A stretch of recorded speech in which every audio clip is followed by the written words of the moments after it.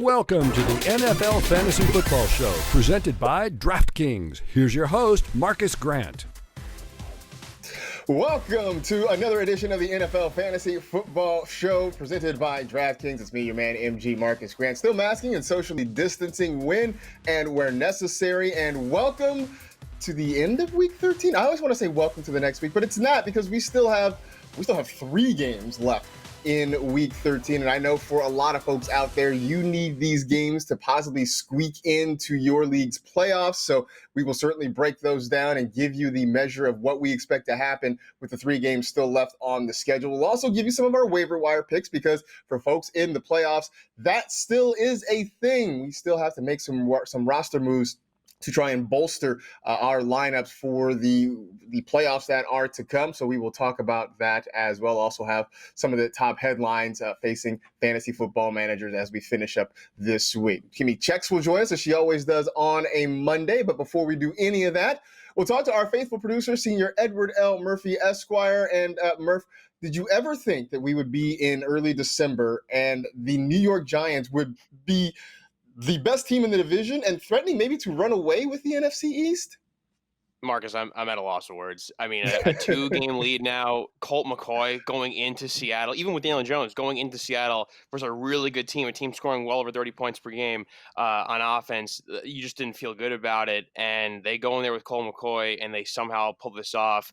I mean, wow, credit to the defense, Leonard Williams specifically, James Bradbury limiting DK Metcalf's production there.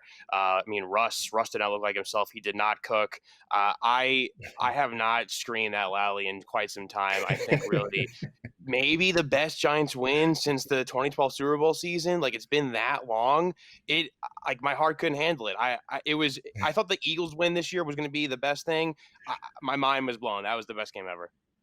It was amazing, and it's funny too, because it was 5-0 at halftime. Which, all things considered, I mean, if you're the Giants and you go down 5 points at halftime, you still have to feel okay about it. Yeah, you still feel okay about it. And then to come out in the second half, and as you mentioned, completely shut down Russ and DK and that offense. I mean, the record's not pretty, but the Giants are turning a corner. There are reasons to be really optimistic about what the rest of the season holds. It's this weird thing with them. Like, I know they started off slow, and they did kind of in the Super Bowl years as well. I'm not comparing it to Super Bowl run. This is not what it's going to be. But I'm just saying, in those previous years, they took some time to get things going, and you could see it with this team. Like, it took some time for the O-line to figure it out. It took some time for Garrett to call the right plays. I mean, Patrick Grant is going to probably get a head coaching job now because of what he's doing with that defense, and they're just finally clicking. The schedule's a little tough, but I mean, that was a win that is a total game changer. It's a season changer. Absolutely. And it's a reason for Big Blue to be excited. Again, the division is right within their grasp. Never would have thought it happened, but here we are in December, and this is what we're talking about. We'll turn now to our friend Kimmi Chex, who doesn't really have such, I don't want to say worries, but I mean, when you're a Chiefs fan right now, things are pretty good. They can go out and not even play their best game, and everything's going to be fine. So, I mean, you're sort of living on easy street right now, Kimmi.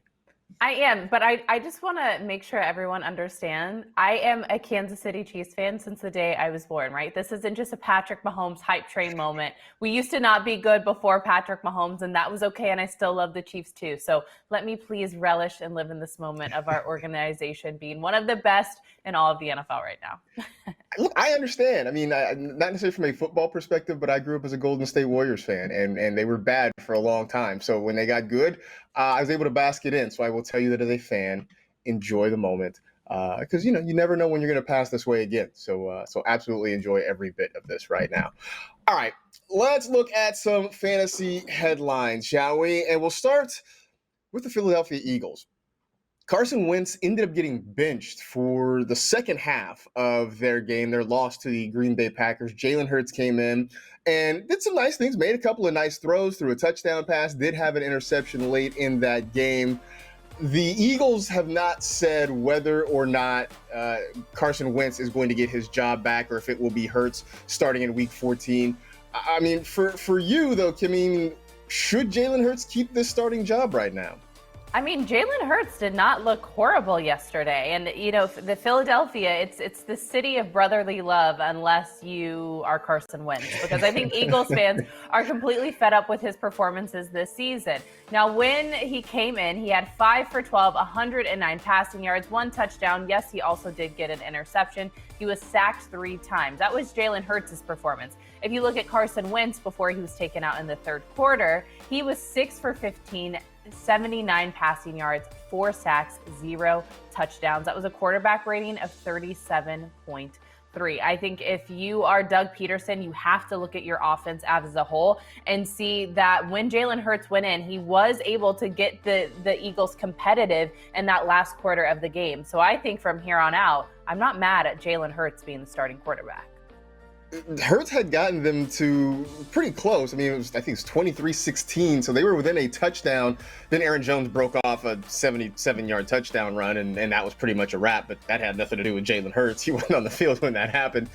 It just was a different look, a guy who was willing to kind of get out of the pocket, was willing to take some shots downfield, because that was a thing watching early in that game and watching the last few weeks. Carson Wentz had just not been willing to do, and everybody in the offense had suffered as part of it. Some of this has to do, though, with an offensive line that's just been bad. And a thing that I heard yesterday, it's 10 straight games now that the Eagles have allowed 3 or more sacks. And you mentioned Wentz getting sacked 4 times yesterday. Hurts got sacked a couple times as well. That's not good. But so now let's just go with the hypothetical, right? That Jalen Hurts is going to take over as the quarterback for the foreseeable future as the Eagles try to hang in this race. For you, Kimmi, does this renew your faith in some of these pass catchers, the Fulghams, the Goddards, all these guys that we had been sort of afraid of? Does Jalen Hurts being back there make you feel a little bit more optimistic about them? Yeah, it does. And like you said, I think the reason why Jalen Hurts looks so different from Carson Wentz is because he did get out of the pocket, right? He had those long ball moments. He had a long ball to Jalen Reagor in that game. I think that's the type of energy and the renewed trust we need in a quarterback. So then on the other side of that coin, we can trust his offensive weapons. I think this means great things for Dallas Goedert and Travis Fulgham. Travis Fulgham, who we've been dying to have another incredible performance after a few duds the last few weeks. Jalen Reagor also is going to benefit from this. So I do think there's a new renewed sense of trust in the offensive weapons, especially as you look at the Eagles' remaining schedule. They take on the Saints, the Cardinals, the Cowboys, and then they finish with the Washington football team. All of these defenses, aside from the Cowboys, they've been a little bit tougher, right? They've gotten kind of a renewed energy this latter part of the season. So you need to have a quarterback who's going to be able to have you stay competitive in those games and air out the ball. And I genuinely think that that's Jalen Hurts. I know that the Jalen Reagor hive came to life yesterday when Hurts hit him on a couple of long throws. I mean, all the Dynasty League folks, all the Devy League folks who have been tracking Jalen Reagor, who've been tracking Hurts, who want to see the young guys pop, they were certainly excited. And I think that's reason for us to sort of be okay if the Eagles do indeed decide to pivot. I would like to see Reagor kind of get more opportunities. I loved what Travis Fulgham was doing in the middle of the season, and it's been frustrating to see him basically vanish from the offense. So if there's anything that can kind of get this thing kickstarted, I'm all for it. I was big on Carson Wentz having a revival year this year. I have certainly given up that thought a long time ago. So let's just see what the young guy's got, and let's see what he can do here. Speaking of quarterbacks, 3 guys that we had really been banking on for much of the year were a trio of ungood, a poo-poo platter of poor on Sunday. Russell Wilson, Kyler Murray, Justin Herbert. Eddie and I talked a little bit about what the Giants did to Russ, but Kyler did not have a great day in the loss to the Rams. You see the pick 6 being thrown right there to Troy Hill. Justin Herbert and the Chargers were just bludgeoned by the Patriots, losing 45-0 there. Of those 3 guys who struggled on Sunday, which one are you most worried about right now? I think it's going to have to be Kyler Murray for me, because though he was able to throw 3 passing touchdowns, he still only ended up with less than 17 fantasy points. And a lot of that is because he hasn't been rushing the ball as he normally does. Now, I think until his shoulder is fully healed up, I doubt that we're going to see him running and risking any type of contact, which means we're not going to see those crazy, 25, 30 plus fantasy point performances out of Kyler Murray. This is back-to-back weeks now with fewer than 17 fantasy points. Now, the 16.4 that he got yesterday is obviously a lot better than the 7.9 he put up back in week 12, but it still kind of has me scratching my head and a little bit worried about his production from here on out. I am a little bit worried about Kyler too, and I do think that shoulder is really more of a problem than the Cardinals or Kyler is willing to say, and I think that's the reason you haven't seen him run. But I'm also kind of worried about Russ. I mean, we started the year with hashtag Let Russ Cook. I feel like for the last month or so, it's been hashtag Let Russ Hit the Drive-Through, because it just hasn't quite been the same. In 6 of his first 7 games, Russell Wilson had 3 or more touchdown passes. There was a game with 2 somewhere sprinkled in the middle of that. But the last 5 weeks, 2 or fewer touchdown passes in every single game. Some of it has been, now that they have Chris Carson back and healthy, now that Carlos Hyde is back and healthy, they are trying to go back and establish the run a little bit more, and that has taken some of the things off Russ's plate. But he went through a stretch where he was turning the ball over a lot, and I don't know if that has made him more conservative or if defenses are just figuring out new ways to slow them down. But it just has not been particularly great for Russell Wilson over the last few weeks. The schedule is not necessarily doing him any favor. They do have the Jets next week, which is sort of encouraging. But after that, they finish out the season with the football team. They finish with the Rams. That would be fantasy championship week. And then for those of you just kind of keeping score at home, they end the season with the 49ers. So the schedule is not doing him any favors. He's kind of not throwing the ball as wildly or as liberally as he was early in the season. So I do have some concerns with Russ. By the way, our faithful producer, one of our producers, Hilton Kalani, made the point that since Justin Herbert cut his hair, his production has gone down too. So in a Samson-like maneuver, Justin Herbert seems to have undermined himself. Or it could just be that he's playing better defenses. You take your pick at whichever one makes the most sense to you. Some positives from Sunday, though. Alvin Kamara kind of sort of came back into our lives a little bit. 97 scrimmage yards, had a touchdown in the Saints win, had a couple of catches there. So, Kimmi, are we cool now?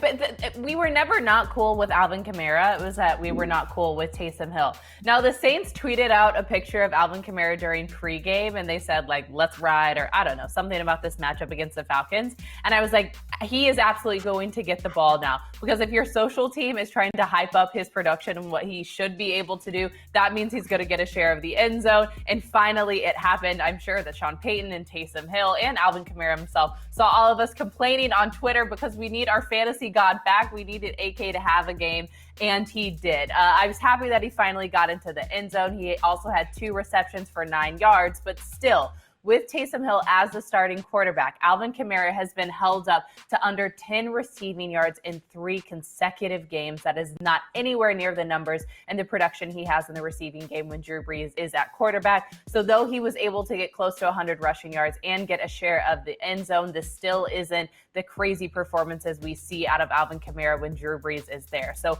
we're kind of cool with Taysom Hill right now, but I'm just crossing my fingers that Drew Brees can come back because I need AK to deliver in the fantasy playoffs for me. During that game, I kept going back to the live box score and checking to see how many targets Alvin Kamara had during the course of the game. And it ended up not being a huge number. I think he just had the 2, but he did have a couple of catches. So that was sort of encouraging. I would like for them to throw the ball to Kamara a little bit more, but I'm not going to be too picky about what we got yesterday because it was the best thing we've seen in a few weeks. There are reports that Drew Brees could be back as soon as week 14, which is good news for Kamara. It's good news for guys like Michael Thomas and Emmanuel Sanders. Look, I know from a wins and losses standpoint, if you are a Saints fan, you're perfectly fine because you have not lost with Taysom Hill at the quarterback spot. But for me, who doesn't necessarily have a vested interest in whether or not the Saints win or lose, I need you to spread the ball around to the guys on my fantasy team. That's what we do here. So yesterday was good. It was encouraging. We're happy to see it. But hopefully we can get closer to where Kamara was at the start of the season as we take our march into the fantasy playoffs. Okay, today's show is sponsored by DraftKings, a leader in one-day fantasy sports. DraftKings has millions of dollars in total prizes up for grabs this week, so download the DraftKings app now. Use code TEAM during sign-up and start feeling the sweat like never before. Eligibility restrictions apply. See DraftKings.com for details. When we come back, we'll look at some of the big performances of Week 13 and let you know whether or not we think there's some truth behind them. Stay tuned for that on the NFL Fantasy Football Show.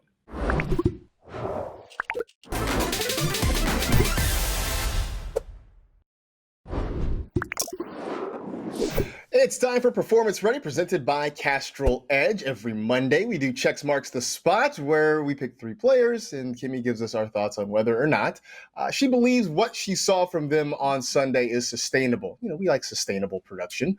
We want to make our world better. We want things sustainable. So let's talk first off about Kiki QT, who was expected to sort of slide in the absence of Will Fuller. We wondered during the week whether or not it was a good idea to start him against the Colts defense. You were totally on board. I know I was skeptical, but you were on board. Huge day from Kiki QT, over 100 yards. Is this the start of something good, or were maybe the Colts just kind of caught off guard? I'm psychic. I knew it. I absolutely knew it. On Fantasy Game Day on Sunday, Kiki QT was my sleeper pick of the week because I think a lot of people forget that when Will Fuller has been out of games before, Kiki QT and Deshaun Watson have an incredible chemistry. That's exactly what we saw yesterday. He caught 8 of 9 targets for 141 yards, finishing with 22 fantasy points. He led the team in targets, catches, and receiving yards. And like I said, we saw that connection that he had with Deshaun Watson. Now, not only did he have that connection with his quarterback, but he also is a kick returner, which means more fantasy points. So I am absolutely fully on board this Kiki QT hype train. I feel like I need to be with you in rank and get my running shoes on and tell you I'm all aboard because I love this. And I'm really happy that he balled out. He absolutely balled out, and I was a little bit surprised. I was taking more of a wait-and-see attitude. I didn't know exactly how the Texans were going to spread the football around, but they got QT involved early and often, and he had a really good day. So now it makes me feel a little bit more confident. They've got the Bears next week, I believe, which on paper does not seem great, although Chicago did have its hands full with Detroit on Sunday. Sorry, Hytham and Adam Rank.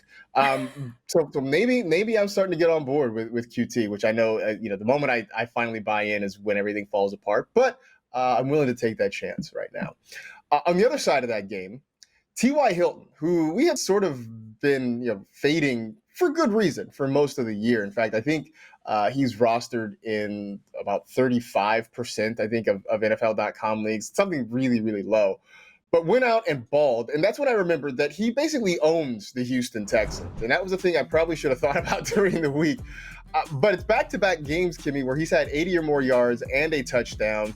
So maybe T.Y. Hilton's coming back into our lives at the right time?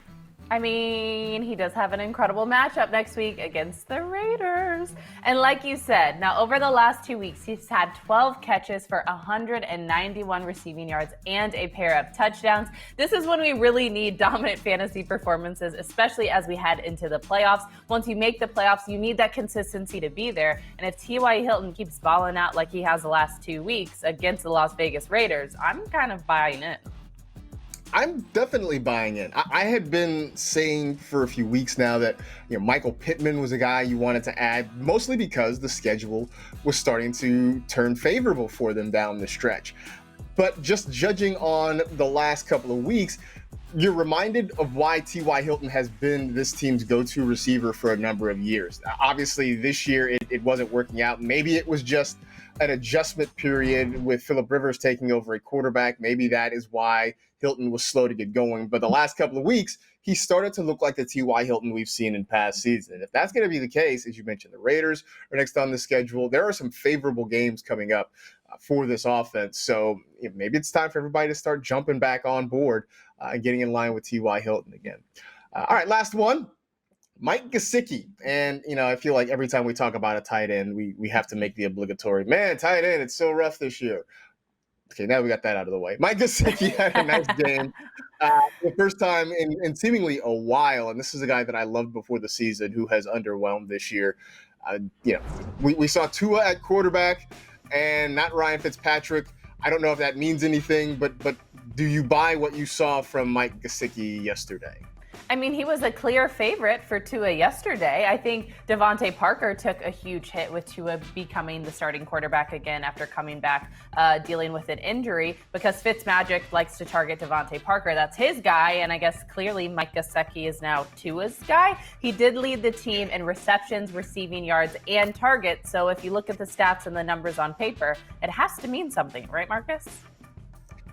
I hope so. I don't want to get too optimistic about it, just because every time it seems like we start to really get on board with Gesicki, then he vanishes again. And so that has me hesitant. Yesterday was good. I thought the matchup was good. The Bengals have struggled mightily against the tight end position. So I felt like that was a reason I could kind of pick him out as a sleeper on fantasy game day. But I just don't know that I totally believe in him going forward. But hey, if you made the choice to start him yesterday, if you put him into a DFS lineup, then you feel pretty good about what you got out of Mike Gesicki. I just don't know that you can bank on that going forward. We want to know which one of these guys you can bank on going forward. You can go to Kimmi's Twitter page and vote in her poll at Kimmi Chex. Let us know which of these performances you think could be most long-lasting as we head into the fantasy playoffs. And that was Performance Ready, presented by Castrol Edge. We'll come back. We'll talk some waiver wire picks next on the NFL Fantasy Football Show.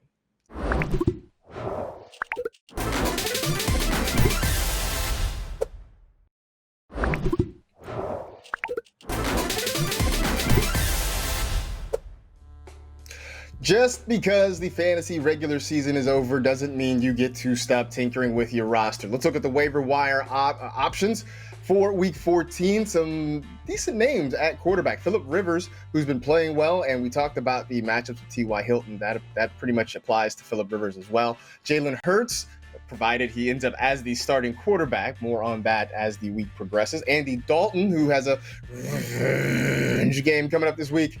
I guess in Week 14, I should say, against the Cincinnati Bengals. Baker Mayfield, who was on fire on Sunday against the Tennessee Titans. And then Matthew Stafford, who's been playing well. The matchups are middle of the road, but Stafford's been playing well, so you might look to give him some run if you need to. The skill position guys, running back, wide receiver, and tight end. The Cam Akers hive has come alive once again after his big game on Sunday. Ty Johnson, who stepped in for Frank Gore after Gore went out, was in concussion protocol in that game. So if Johnson ends up being the starter, if Gore can't go, Johnson should be on rosters considering the workload he saw on Sunday against the Raiders. T.Y. Hilton, we talked about. Kiki QT, another guy who's still out there in a lot of leagues, and after having that big game is certainly going to be somebody that's picked up off a lot of waiver wires. Colin Johnson has scored touchdowns in back-to-back games and should be getting some looks there in the Jaguars. A couple of tight ends who we know they are dart throws, yes. But Cole Kmet, who is starting to outplay Jimmy Graham in Chicago, and then Anthony Ferkser. Of course, that is sort of provided that Jonnu Smith is hurt and doesn't play in Week 14. But then again, even when Jonnu's been on the field, Ferkser is starting to get more run in that Titans offense. But Kimmi, let's start off. Let's go back and talk about Phillip Rivers at the quarterback spot, because early in the year, we were sort of avoiding Phillip Rivers. We were avoiding pretty much all parts of this Colts passing game. But Rivers has started to turn some things around. Maybe he's just getting comfortable in Indianapolis. I don't know, Kimmi, but he's become a serviceable fantasy quarterback for the last few weeks. Yo, I've kind of been rocking with this Phillip Rivers quarterback fantasy situation for the last few weeks because he has been playing so well, which was kind of a shocker if you think of what he's done in years prior. Maybe he just needed this new team. He needed a little bit of cold. LA was just a little too warm for him. Now, on Sunday, he was 27 for 35 pass attempts for 285 yards and 2 touchdowns. That's 77% of his passes completed. He's thrown over 220 yards in the last 10 games straight, throwing closer to 300 yards in most of those matchups. Now, he had huge connections with T.Y. Hilton, who we talked about. We also saw a resurgence of Jonathan Taylor also getting involved in the passing game yesterday. And they don't have too bad of a remaining schedule. They play the Raiders, which is a favorable matchup against the Texans, a tough one against the Steelers, but then they end with Jacksonville, another really good matchup. So if you need a streaming quarterback from here on out, or at least on a week-to-week basis, Phillip Rivers is not too bad of an option. I absolutely agree. If you are streaming quarterbacks and you're playing the matchups every week, Phillip Rivers is a name that you at least have to pay attention to. And maybe you find some better options out there, but I don't think you can completely exclude Rivers from the conversation, especially because now we've seen the T.Y. Hilton resurgence. Michael Pittman is starting to get some more love, and they're spreading it around to their tight ends, whether it's Trey Burton or Mo Alley Cox, whoever it is, and now Jonathan Taylor getting involved in the passing game as well. Okay. So all season long, we've been trying to figure out what's going on with the Rams running backs, and it maybe has taken 13 weeks, but at least as of yesterday, it appears that Sean McVay has been ready to anoint Cam Akers. I tweeted that, and the thirst that came back at me from people who have been Cam Akers stans all year long was palpable. Are you ready to plant your flag on the Cam Akers plot of land here and declare that he is the running back you want from this Rams backfield? I need like a Lion King moment where I just lift up Cam Akers and I show him to the world. I'm like, Simba, it is him. We found our lead back for the Rams. It's Sean McVay lifting him up. I'm in it. And even last week on the show, I said, do we dare have a lead back in Cam Akers? And you were like, I don't know, maybe. But I think that it's finally him. He carried the ball 21 times for 72 yards and a touchdown. He also caught his only target for 22 yards. And these other two running backs, Malcolm Brown and Darrell Henderson, they only combined for 6 carries and 9 touches. That was combined, not individual. Combined for 6 carries and 9 touches. Now, next week, they have a very tough matchup against the New England Patriots, who have kind of had a resurgence on their defensive end of the ball, and they did just go shut out Justin Herbert and the Chargers. But regardless, I'm going to fire up Cam Akers because we finally have a lead back for this Rams team. The reason I think most of us were avoiding this situation wasn't because, we were talking about guys who just weren't great players. We just didn't know who was going to get the bulk of the opportunity most of the time. I mean, and that was sort of the reason we were fading Akers or Malcolm Brown or what have you, because just their usage was inconsistent. But if what we saw yesterday with Akers getting 21 carries is the start of something new, then I'm totally into to buy in. And our pal, our colleague, also Rams radio analyst Maurice Jones-Drew had been suggesting that maybe this was coming, but suggesting is one thing, seeing it is something else. And so it feels like Sean McVay has turned a corner, and now they're really going to start to lean on the rookie for the rest of the season. So let's all hope for that, right? Let's not all buy in, and then next week it's Darrell Henderson who gets like 15 carries, and then we're sitting here and we're pouting like somebody stole our bike or something like that. So we'll see.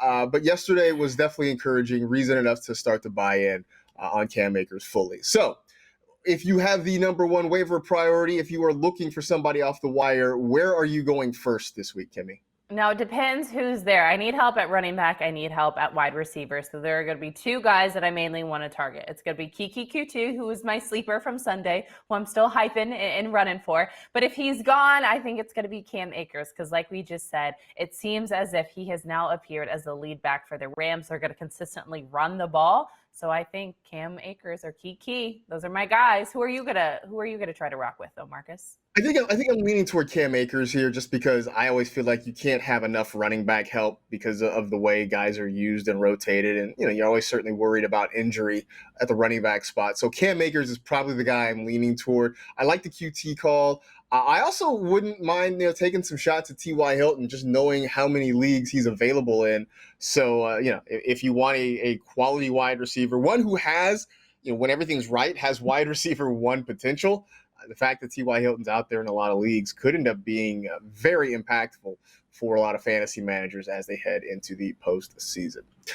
After the break, we will start previewing the games left on the schedule. Still 3 more games to be played in Week 13, so we will talk about all 3 of them. Stay tuned for that on the NFL Fantasy Football Show presented by DraftKings.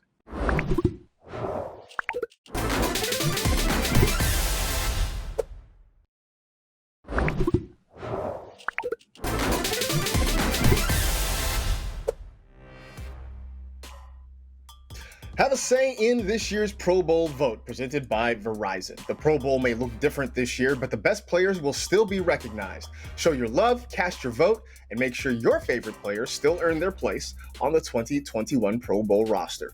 Vote today at NFL.com/Pro Bowl vote. So we got a pair of Monday night football games coming at us. The first one hits at 5 p.m. Eastern. You can see that on Fox. It is the Washington football team at the undefeated Pittsburgh Steelers. Big game for both these teams. Obviously, the Steelers trying to stay undefeated. The football team trying to stay in the race for the NFC East.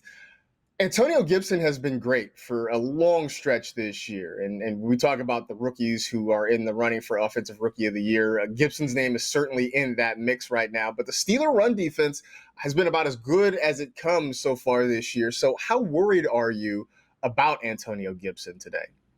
Like you said, the matchup is tough, right? The Pittsburgh Steelers are allowing the second fewest fantasy points to running backs this season, but I'm not worried about Antonio Gibson. I'm still going to start him because he's been so consistent as of late. He's just coming off of a 115-yard, 3 rushing touchdown game with 36 fantasy points. So with that high of an upside and that high of a ceiling, you've got to rock with them, even if it's a tough matchup. And I am secretly, actually not even secretly, I am putting it out into the universe that the Washington football team, they are going to be able to beat the Pittsburgh Steelers so that my Chiefs can be atop the AFC finally. I was gonna say that's not a selfish wish at all, is it? No, not at all. Not at all, right? I am starting Antonio Gibson where I have him. I just am believing that the offense will find a way to get him involved, to make him be productive, get him the ball in space and sort of let him do his thing. So even though the matchup is difficult, I think Gibson has sort of earned the benefit of the doubt with the way he's playing. And he's had some good games against tough defenses before. So it's not certainly impossible to think that Gibson can go out here and do some good things against the Steelers. So I'm totally okay with having him in my lineup. I would even, if you decide you're going to play a Monday DFS slate, Monday, Tuesday, I guess, DFS slate, then I wouldn't even mind giving him a shot there just because I do think he has been sort of one of the best things going for this Washington football team. One of the other good things going for the Washington football team has been Terry McLaurin. On the other side, Chase Claypool, who's having a big rookie season there. So choose your fighter. You going Claypool? You going Scary Terry? I don't even know how to fight. I'm like, is this what we got to do? Boom, boom, boom. I'm like that. I'm like the Logan Paul fight. So sad how that ended. But I digress. If I had to choose a fighter, I'm going to rock with Scary Terry on this one. I like Chase Claypool. I understand that he's been productive, but you still have to worry about Deontay Johnson and Juju Smith-Schuster being in that offense and getting shares of that ball. I think Chase Claypool probably has a higher upside, but Terry McLaurin is truly the only receiver for the Washington football team that you should totally be buying into as a wide receiver. I also think Logan Thomas is going to have a good potential to score tonight, but if I had to choose a fighter, it's Terry McLaurin. Even last week, Alex Smith only threw 26 passes against the Cowboys, but Terry McLaurin saw 34% of the passes go to him. So the consistency, the volume's there. I'm going to rock with my fighter, Scary Terry.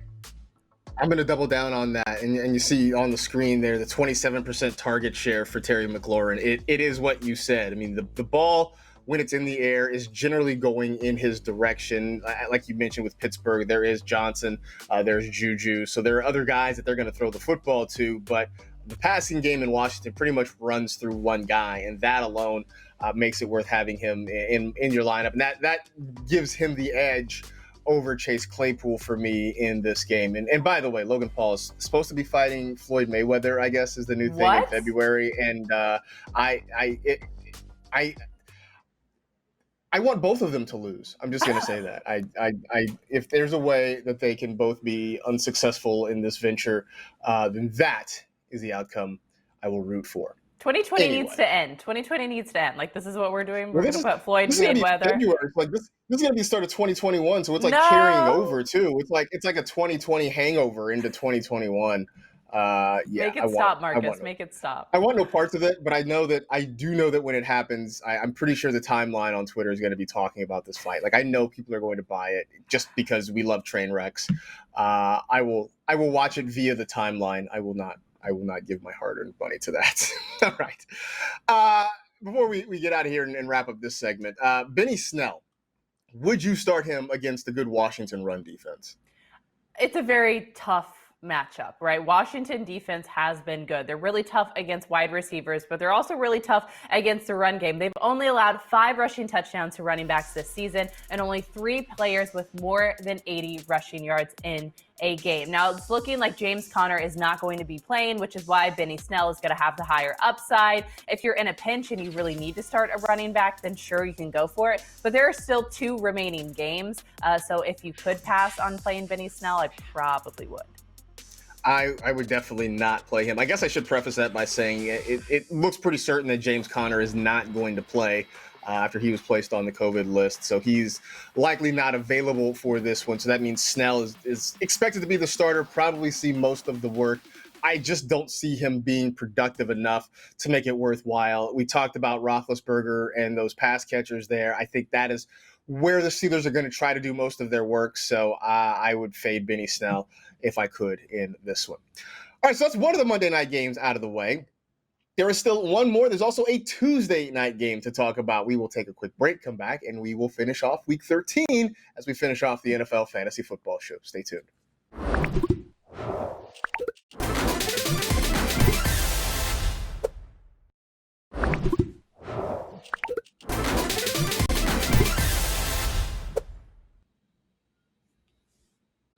You've heard me talk all year about the NFL Fantasy app. You can play, obviously, NFL Fantasy Football on it, but more importantly, you can watch live local games on the app for absolutely free. That includes the Monday night games tonight, as well as the Tuesday night game coming up tomorrow as well. So check it out. Download the NFL Fantasy app now, wherever you download fine apps and things. All right. So we talked about the one Monday night game, Washington at Pittsburgh, another one.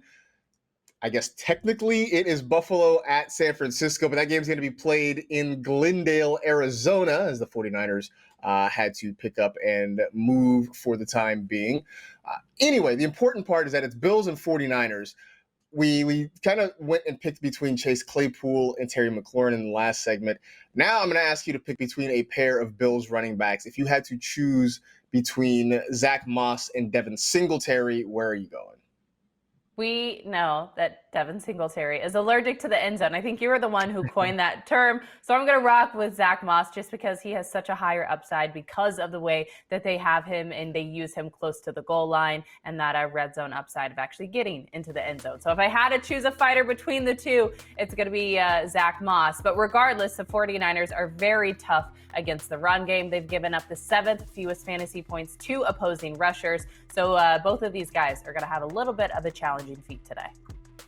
I am on the Zach Moss train as well, but I'm not super excited about it, mostly because even for the supposed touchdown upside that Zach Moss has, it's still limited when you figure that Josh Allen's going to get a lot of the work down near the goal line. That's just sort of the way this offense operates. I mean, Moss had the big game against the Patriots back in Week 8, where he had a couple of rushing touchdowns. Other than that, he only has one other rushing touchdown so far this season. He did catch one way back in Week 1.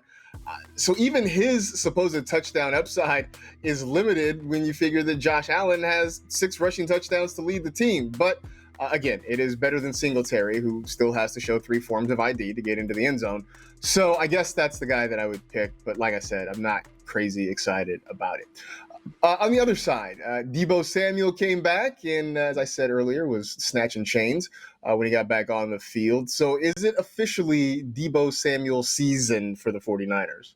I really hope so. I'm crossing my fingers. I hope so. I was just setting a daily fantasy lineup for DraftKings, and I did have Deebo Samuel in my captain spot. I just like to mess around and play with those. If you look at what he did when he came back, he was so darn good, but we do have to keep in consideration that Brandon Ayuk is also going to be in the picture and playing today. Now, both of these guys are going to have usage, but I do think that Deebo Samuel is going to have an edge because of his usage in the run game as well. So yes, it is hopefully officially Deebo Samuel's season. I keep coming back to him being an extension of the run game because we want as many parts of the 49er running game as we can get because Kyle Shanahan is pretty good at scheming that sort of thing up. So the fact that he does get those targets, and he gets, I don't want to call them cheap targets, but high percentage, right? You're talking about, like you see on the screen, right? These bubble screens or the jet sweeps where it's just a short little pitch in front of him. that counts as a fantasy point. That counts as a reception. So it is an easy way for him to rack up points. I will refrain from going in my rant on PPR and how it needs to change. But for the time being, this is sort of a loophole, and I think that makes Debo that much more attractive. Even with Brandon Ayuk there, who I think is going to get some work and who I like, the Niners will still make it a priority to get Debo Samuel heavily involved. So wherever you have him, I think it's worth having him in your lineup for the rest of the year, just because the Niners are going to really give him a lot of work. Okay, let's pivot to Tuesday night, the finale of Week 13, the Cowboys at the Ravens. That one you can see 8:05 Eastern Time on Fox, on NFL Network, and streaming on Amazon as well. Lamar Jackson expected to be back. The Ravens getting healthier. The Cowboys, well, they're the Cowboys. Ezekiel Elliott was a guy that was picked in the top 4 or 5 in pretty much every draft. He has not really lived up to that billing necessarily. How worried should we be about him against the Baltimore defense? I mean, I think we have to be slightly worried about him. And we've been worried about him all season long because Dallas Cowboys, they've struggled, right? We understand that Dak Prescott is out. He had a season-ending injury. The O-line has been incredibly banged up. So we haven't seen the real Zeke-eating moment that we were looking for in 2020. Now, the Ravens, they're tough against the run. They only just allowed Benny Snell, who was the backup nonetheless, but they only allowed him to 60 yards on 16 carries. I think Zeke is an RB2 this week. If you have him, you probably have to play him because of that high spend you had on him back in fantasy drafts. But just kind of temper your expectation. This is a very tough matchup for Zeke. I'm with you in the fact that if you have him, you're probably playing him, because where are you going to go that's better? And especially if you're waiting until Tuesday, you're definitely not going to find a whole lot of better options. But he has had less than 9 fantasy points in 4 of his last 5 games. Over the last month, he is the RB 30. Christian McCaffrey is ahead of him, and I say that incredulously because McCaffrey's only played 1 game in that span. But even in that 1 game, he has outscored what Zeke has done over the last 4 weeks. So it's just basically a long way of saying Zeke is not playing well. The matchup does not favor him. But in theory, he should get plenty of touches. He should get plenty of opportunities. And that alone means that he's worth being in your lineup. But the prospects of this slump continuing are pretty good. All right, last one here. Marquise Hollywood Brown had a good game last week. I mean, people had been making the joke that because he's playing well, he no longer gets the nickname Hollywood. I had seen Van Nuys Brown. I had seen Bakersfield Brown. I had seen any number of smaller towns in Florida that I'm not necessarily familiar with, but I'm sure people who live in the area are quite familiar with. The point being, he has underperformed this year, but had a good game last week and a good matchup. This week, another good matchup. So do we believe in Mr. Marquise Brown this week? He's had other good matchups this entire season, and he's not been able to perform on them. Now, I do have a little bit of a renewed sense of energy and hope after last week's performance, but it wasn't Lamar Jackson who was throwing him the ball. It was RG3 at quarterback. He had 85 yards and a touchdown. This was his first touchdown since week 8 and only his 3rd touchdown of the season. If you want to rock with him, then you can rock with him because, like we said, this game is being played on Tuesday, so if you wait that long, you kind of got to do that. But I wouldn't start him above anything other than a flex at this point because I don't know if the consistency is there. It's not worth it for me to get burned heading into the fantasy playoffs. You mentioned the 85 yards and the touchdown, and most of that came on one play where the defender missed a tackle and then there was no help behind, and Brown was able to run to the end zone. So it's not as though he's been a consistently productive part of the Ravens offense where he's getting downfield targets and making plays. It really did take essentially a slip and fall for him to get that big play, and it has been a struggle. I mean, the previous 4 games, his high watermark had been 38 yards. So that tells you a lot about where this is. So again, if you wait until Tuesday, then, hey, plug him in there because what else are you going to do? But I think the bloom is definitely off the rose for Marquise Brown, and I just can't really advocate starting him even against the Dallas Cowboys just because, he has not shown that he can even exploit some of the good matchups he's had. So are you locked in? What are your plans? Do you have any special plans for this Monday doubleheader? I know, some of us have Fantasy Live. Are you grilling, cooking, anything special for the doubleheader today? No, we're going to be on Fantasy Live later this afternoon, so I'll have one game going on the TV in my peripheral vision. So as I'm covered in B-roll moments, I can look over and check the score. I have a wedding coming up, so I'm in full wedding planning mode a year on out, and I'm going to go vegetarian because I am still eating Thanksgiving leftovers, and I'm still on like that sweet high of like making pie and baking cookies and getting into the holiday mood, and then I have to realize I don't want to have the COVID-19 as in gaining 19 pounds. So no grilling, no anything. I will be eating lettuce and watching the games. That sounds mildly fun. No, not at all. Whatever. No fun. Okay. All right. Well, in the meantime, this show has been fairly fun today, I would like to say. That is it. We are done. We appreciate you hanging out with the NFL Fantasy Football Show presented by DraftKings. You know the drill. Tell two friends to tell two friends. Rate, review, and remember, the worst time to have a heart attack is during a game of charades. Be safe, take care of yourself, wear a mask, and we will see you on Wednesday.